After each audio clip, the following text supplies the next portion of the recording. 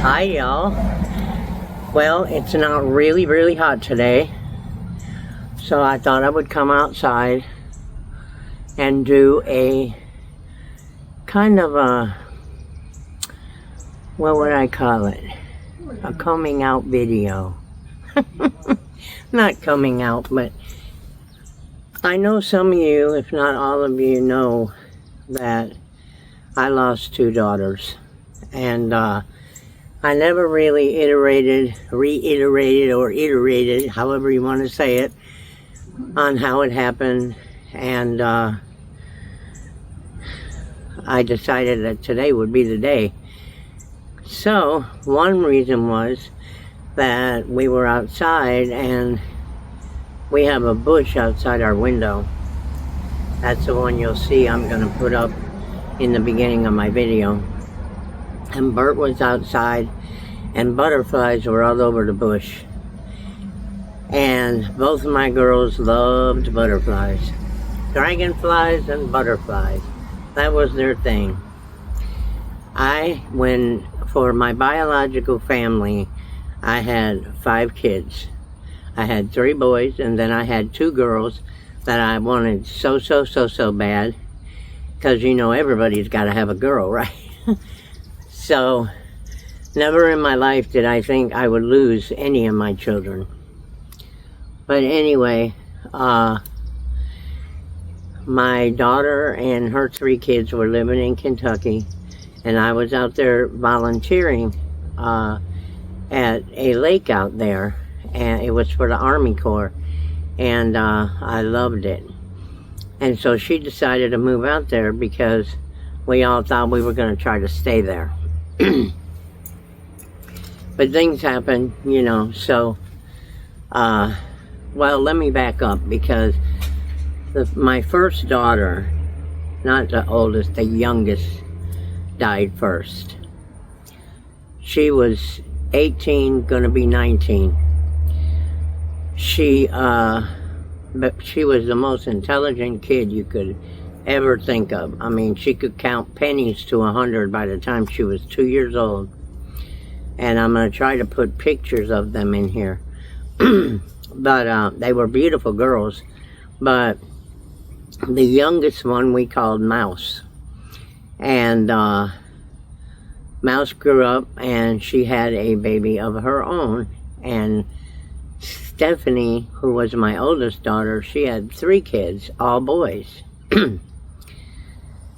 Well, my oldest daughter had gotten messed up with some bad people when she was a teenager, and she did start doing drugs. And I put her in rehab. I did everything I could think of to get her off the drugs. Well, when she lost her kids the first time, I took the kids. When she lost her kids the second time, I decided not to. And that was the hardest decision that I ever had to make. But I did it because I figured it would straighten her up. And because she did love her kids, you know, and she does. I don't know how she did it, but she took pretty good care of them. But anyway, I guess I need to concentrate on one of them at a time. They were very close, so to me, I think of them as twins. They were like 2 years apart. Okay, so long story short, let's start with the youngest one, Mouse. Mouse was going out with Stephanie, her sister, that day to go get a pizza. She had just got her a car, and her car, I guess, on the way back from the pizza, she had her daughter with her. The youngest daughter, Mouse, had her daughter with her. And the youngest daughter, the youngest daughter had her baby with her, who was like 12 months, well, no, about 15 months old. And on the way back, they were about a mile from the house, from their house, and they broke down with the car. So they had a friend, well, Mouse had a friend that she went to her house and asked her if she could give them a ride home because it was only an hour down the road. So, of course, she said yes, but she was half asleep. And she had done some kind of drug the night before, supposedly. But to make a long story short, they ended up, they got in the car, everybody put a seatbelt on except Mouse. And that was a rule in my car all their life. The car don't move if you don't have the seatbelt on. I don't care how old you are or whatever. That was my kids, you know. So, for some reason, Mouse didn't wear a seatbelt that day. Stephanie was in the back seat with Mouse's baby, who was in a car seat. This girl started swerving on the road, and Mouse told her, now this is all hearsay from Stephanie before she passed away. She told the girl, she said, hey, why don't you let me drive, because you look pretty messed up or tired or something. And so they started arguing, and Mouse tried to grab the wheel of the car, and she yanked it. Well, when she yanked it, she went across the road, she flipped the car, I don't know how many times. It was a Cherokee. She flipped it, I think my daughter said 3 or 4 times. My daughter, I'm making this short. My daughter, my oldest daughter, called me. She said, Mom, I need you. And I said, why? What's going on? She said, the ambulance is here. We had a bad accident. She said, Mouse don't look good. And oh, that killed me. I can't even tell you how bad it killed me. And I said, well, give her some CPR, because I taught all my kids how to do CPR. I did, all their life. She said, Mom, they're doing it, but she said, I really need you to be here. Well, at the time, Bert and I only had one car, and we lived about an hour away. So I called my other son, who lived down there, told him to get there, and that I was on my way. So I didn't know what was going on, and they told me to drive to the hospital and meet them there, the police or whatever. So I did, and called a few people to let them know what was going on up in Chicago, because they're not, you know, we were in Florida at this time, because that's where we lived. That's where I raised my kids, was in Florida. So it takes me a few minutes with this. So anyway, to make a long story short, when I pull up at the hospital and get out of the car, I see my son, and I see her boyfriend, who's the father of the baby, with the baby, and his mother. They're all crying. And my son, my middle son, was just sitting by a tree. And he was crying his eyes out. And I said, this does not look good. And I called him over to me. I said, what's going on? And he said, Mouse didn't make it, Mom. Oh, I was trying to be strong for everybody, and I broke out crying, but I was like, where is she? I want to see her, blah, blah, blah, blah. He said, I don't know where they took her yet or whatever, but, so anyway, I said, well, where's your other sister, and I saw the baby there, so I knew the baby was okay. So I went inside, and Stephanie was in there, and she was in the emergency room, and they were giving her x-rays and all kinds of stuff. They were picking glass out of her, because apparently when they flipped the car and the glass all broke, Mouse went out the windshield. Yes, she went out the windshield, and when she did, the car had flipped again, and when it flipped again, she had long hair, and she had it in a ponytail, and when the car came back down, Stephanie said the car hit her ponytail and jerked her neck. So that's what killed her. But anyway, I'm trying to make this as short as possible, but I just want everybody to know, because there's so many things to know that I'm going to start doing in this channel about a lot of things, you know, in life. Make a long story short, the father of the baby, of course, he got the baby, you know, and they lived out there about an hour from me. And so Stephanie got to come home the next day, and her back, of course, was messed up and everything. And by that time, I knew she had been doing some drugs too. And so, to make a long story short, again, you know, this went on. And for 2 years, I didn't want to take a bath. I didn't want to talk to nobody. My anxiety was at an all-time high.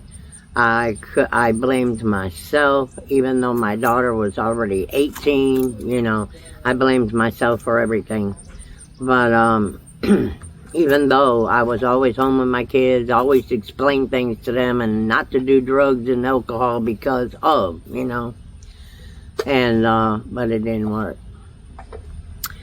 Just so you know, in some cases it does and some it don't. Some we all sit around and say, okay, well, maybe by the time they're 30, right? All right. So, my oldest daughter, who moved to Kentucky afterwards, because I needed to get away. I needed to get away. I was being a hermit. I didn't want to listen to any music. Anytime I heard any kind of song that we used to sing, because I used to dance with my kids and everything, I just couldn't take it. I would be in the Bible every day, you know. But my oldest daughter, she had quit eventually. She had quit because she had quit taking anything, because she I figured she would quit for her sister, because since they were so close, you know, and she had seen a bunch of her friends overdose and everything, so I thought that she would, you know, it would register. I really thought that. And at first it didn't.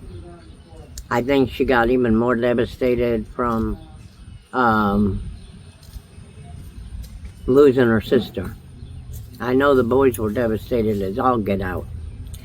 So she ended up going to surgery one day, and I had to take her to surgery, and they would not send her home with anything for pain, because she was honest with them and told them that she used to do, I don't know what she did, all kinds of things. But anyway, so they would not send her home with anything for pain. So that night, she started drinking vodka. She never was a drinker before. She started drinking vodka. I didn't know this. I found this out. But anyway, to make a long story short, she had been having pains in her side again, and I keep telling her, go back to the doctor. That's not normal. Something could be wrong. And, you know, she never did. She would take a Tylenol or whatever. So one morning, after we had moved back to Florida, and we did that because there just wasn't anything in Kentucky for us, and I just wanted to get by the rest of my kids and have her move back and around us so we could, you know, help out with her boys. But anyway, she called me one morning. It was exactly, if you can believe this, it was exactly 10 years to the day that her sister died. 10 years to the day. And she said, Mom, I'm throwing up blood. I don't know what's wrong with me. She showed it to me. I said, you get your ass to the hospital right now. That is not looking good. Go now. Don't wait. Don't wait for your boyfriend to get home from work to take you. Call an ambulance. So by the time he got home, she had passed out on the floor, which I didn't even know. To make a long story short, she went to the little country hospital they had there, and they left her sitting there throwing up blood for 3 hours. I didn't know that at first. I had called to see how she was, and they said, oh, she's sitting in the lobby. I said, she's been there for a while. Do you know that she's like throwing up a lot of blood? black blood. Oh, well, I'll tell them. I said, no, you don't need to tell them. You need to get her in there. I was getting pissed. But anyway, so then I couldn't get a hold of her. I had told her about it, and she said, Mom, they just been letting me sit here. I said, yeah, I told them about it. And then while I was on the phone with her, they called her back. And they ended up life-flighting her to a bigger hospital 2 towns over. And that night, the doctor called me, and he said, because I was getting a ticket, you know, to go out there with my youngest boy. We were going to fly out there. So he told me it's not looking good. Her blood pressure keeps dropping. I'm trying to keep it up. It's not working. He said she took, and this is the truth, she took a Tylenol and had a drink. And he tried to tell me he thought that's what happened, because that, I don't know, it can do something to your liver or something. So I can't prove it, you know, I don't know. But he told me that he thought that was the key to it all. Because, for one thing, all the stuff she did when she was young, it probably weakened her whole system. That's what I'm thinking from, because I took a drug counseling course, believe it or not. And her father, her biological father, was an addict. And we divorced when she was about 6, I think. And Mouse was about 4. But everybody says, oh, that's not hereditary unless the mom does it. I don't believe that. But anyway, because, you know, I don't know. I don't even know why I don't believe it. I see kids all the time, you know, with their parents, and their parents are doing this shit with them too. So, I mean, you know, we expect people to be good people, and then we have this crap, or the boyfriend's parents do it with your daughter or their son, or, you know. Anyway, I'm getting off track here. So the doctor called me at 1:30 in the morning, and he said, I don't know, he said, there's really nothing I can do. I'm trying to keep her blood pressure up. She's bleeding somewhere inside. I can't go look because she's not going to make it through the surgery. I was just, God, please give me strength. Don't take this daughter too, you know. But my son and I boarded a plane to go out there. And to make a long story short, something happened in Atlanta. We got overnighted to a hotel because something happened with the plane. And the next day when we got on the plane, I was like so anxious to get there. And I think it was her boyfriend that called me and told me she had already passed away. That was just really, really devastating to me. It really was. Because, you know, you always want to at least tell them goodbye. Why am I telling you guys this? Because sometimes we as parents don't recognize this shit that's happening early in life. No matter what. I mean, I used to be a 911 dispatcher. I used to see this kind of crap all the time. And so, you know, one time I was doing my 911 in Texas. This is when I was in Texas in 97, I think. I was a dispatcher for 911 in our neighborhood. And a call came in, and I could see it was from the number where my daughter had went to spend the night with a Dallas police officer, okay? This was a Dallas female police officer that was the mother of her friend, and she had promised me she was going to be home that night, but she ended up going to work, okay? Which my daughter told me before she died, well, she went to work, but we just said that because we knew you wouldn't let me stay without that. I said, you see? So what happened is, the lieutenant lived right behind the house where they were. And somebody who called 911 said, you need to get somebody over here. They're all fighting and drinking and blah, blah, blah. I said, is Stephanie there? She said, I don't know who Stephanie is, blah, blah, blah. So anyway, make a long story short, it don't matter who it is. It don't matter whose house it is. You know, just know where your kids are.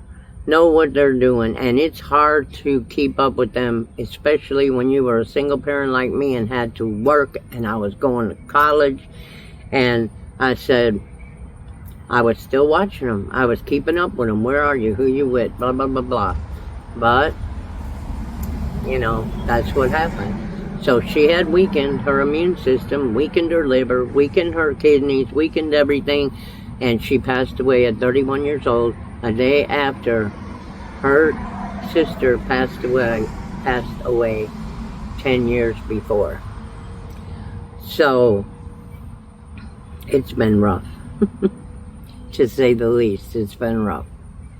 And that's why now I'm real devastated, because Bert has a type of dementia, vascular dementia, that it's kind of different than like Lewy body dementia or frontal lobe like Bruce Willis has, because this is a dementia that usually people have about 5 years to live or less after they're diagnosed. And I don't want to lose nobody else.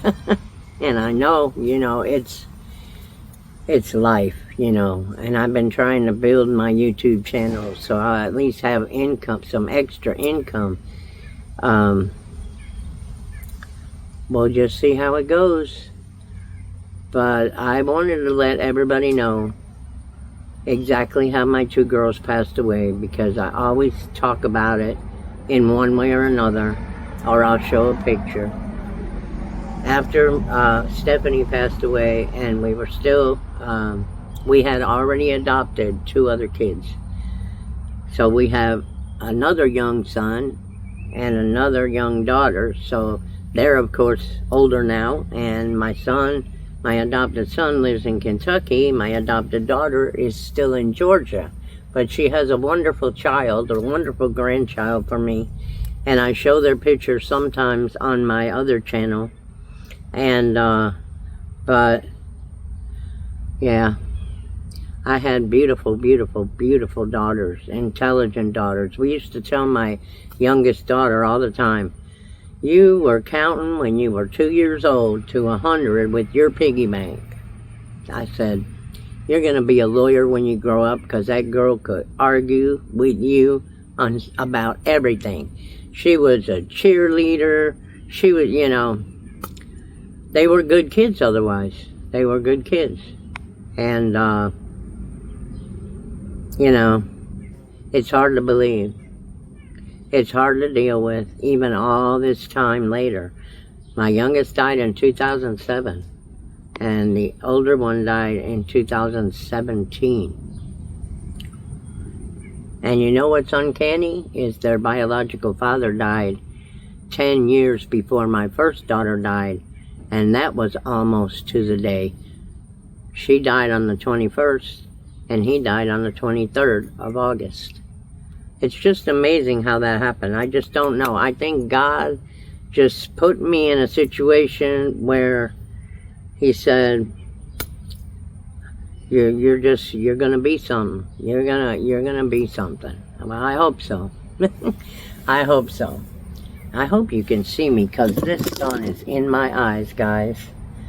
Yeah, maybe I look better half in the dark. Who knows? But anyway, I am going to start doing some self-improvement videos and stuff, like things that people can do when they're seniors and stuff like that, on this channel, and probably on Dear RV Butterfly as well. This particular video here, I'm also going to put on my reselling channel, which is RV Butterfly at Reselling and Thrifting, because I really want all my good friends over there to understand, you know, why sometimes I'm into just sitting by myself, or, you know, and it's gotten tougher since Bert got diagnosed, because I knew something was wrong with Bert when I first got with him, because he was forgetting things, and at that age he shouldn't have been forgetting like that. And I would keep telling the VA doctor, you need to check him, you need to check him. Well, they found out he had diabetes, and then I asked him why they didn't give him anything for it. Oh, they looked at him and said, does it bother you? He said no. They said okay. So they never prescribed anything until I got him to a regular doctor. And that's when they said, oh no, he's got to take diabetes medicine. So we did that, and then that turned into high blood pressure, and the memory started getting worse and worse, and it's hard to explain, you know. And he has his moments now, and yeah, it's devastating, because I just don't want to lose anybody else. You know, it's hard to lose. All these stars have been dying, all these celebrities that, you know, I heard when I was a kid, or they heard, or I heard because my kids heard, you know. So yeah, so that is also something to think about. But I guess we're all mortal, so I try to stay positive as much as I can. Yes, I take anxiety medicine all the time. Gosh, I wonder why. But I love all my subscribers, and you all keep me on my toes, and you all are so nice to me, and you all just, I don't know, you make me feel good. So with that, have a wonderful, wonderful week, a great weekend. Be safe out there, and I love all of you, and thanks for listening. Don't forget to tune in to the next one. Bye.